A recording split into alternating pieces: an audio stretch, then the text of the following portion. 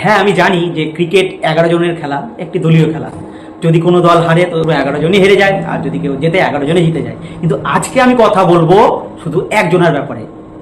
আশা করি ধরতে পেরেছেন, সঞ্জু স্যামসন। গতকাল তার ইনিংসটা দেখে সবার মুখে শুধু একটাই নাম, সঞ্জু সঞ্জু সঞ্জু স্যামসন। আর ইনিংসটা, তার যে স্কিল, কালকে সে প্রমাণ করেছে যে সে কি জিনিস। যদিও দর্শকদের মনে কোনো সন্দেহ ছিল না, অনেক প্রত্যাশা ছিল, টিমেরও ছিল, মাঝে পারফরমেন্স খারাপ গেছে, সবারই আপস অ্যান্ড ডাউন আছে, কিন্তু কালকে সে প্রমাণ করে দিয়েছে। উফ, কি ইনিংসটাই না খেলেছে ভাই, সেরা সেরা, দারুণ।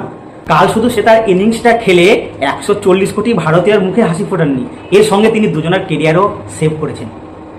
ক্রিকেট প্রেমীরা আশা করে বুঝতে পেরেছেন আমি কাদের কথা বলছি। যারা বুঝতে পেরেছেন কমেন্ট করে জানাবেন। তো কালকে যদি ভারত ম্যাচটা হেরে যেত, আশা করি সবাই বিরাট কোহলিকে মিস করতো, রোহিত শর্মার ক্যাপ্টেন্সি মিস করতো। গতকাল আমি সঞ্জু স্যামসনের মধ্যে প্রথম 12 ওভার যে অ্যাটাকিং ক্রিকেট দেখে আমার রোহিত শর্মার কথা মনে পড়েছে। এবং 12 ওভার পর থেকে যে ক্যালকুলেটেড ঠান্ডা মাথায় যে ফিনিশিংটা দিল ভাই, বিরাট কোহলি লেভেলের। আমি বিরাট কোহলি বা রোহিত শর্মার সাথে সঞ্জু স্যামসনের তুলনা করে তার স্কিলটাকে কখনো তাদের লেভেলে নিয়ে যেতে চাইছি না, বা তাদের সাথে তাকে তুলনা করে আমি তাদের মতো বলতে চাইছি না। সঞ্জু স্যামসন ভাই সঞ্জু স্যামসনই। উফ, কি খেলাটাই না দেখালো কালকে।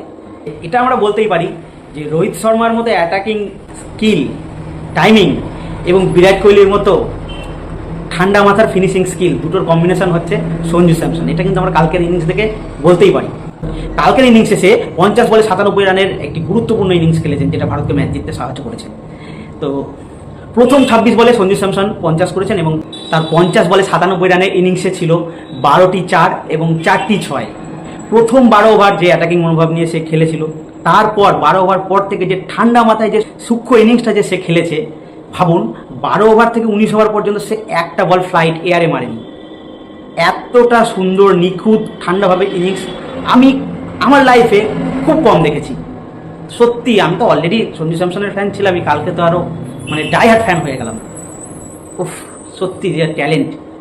আরও একটা যেটা জিনিস আমার ভালো লেগেছে, ভারত ম্যাচ জেতার পর সদ্য বাবাহারা রিঙ্কু সিংয়েরকেও হাসতে দেখেছি।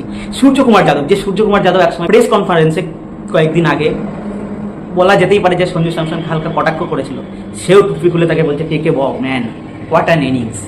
সত্যি দারুণ ইনিংস। আশা করি ভারত সেমিফাইনালে ইংল্যান্ডকে পরাজিত করে ফাইনালে যাবে, এবং ফাইনালেও ভারত জয়ী হবে। ডিফেন্ডিং চ্যাম্পিয়ন, যেটাই টি-20 ওয়ার্ল্ড কাপের ইতিহাসে আজ পর্যন্ত কোনো দল টি-20 ওয়ার্ল্ড কাপ চ্যাম্পিয়ন হয়ে সেটাকে ডিফেন্ড করতে পারেনি। আশা করি ভারত এবার পারবে। আর সঞ্জুর এরকম ইনিংস দেখার জন্য তো পুরো ভারতবর্ষ আবার মুখিয়ে আছে। আশা করি আবার দেখবো এরকম কিছু অনবদ্য ইনিংস সঞ্জু স্যামসনের। এরকম ভিডিও পেতে আমাকে সাপোর্ট করুন প্লিজ। লাইক, কমেন্ট, ফলো অবশ্যই করতে পারেন যদি ভালো লাগে। যদি আপনার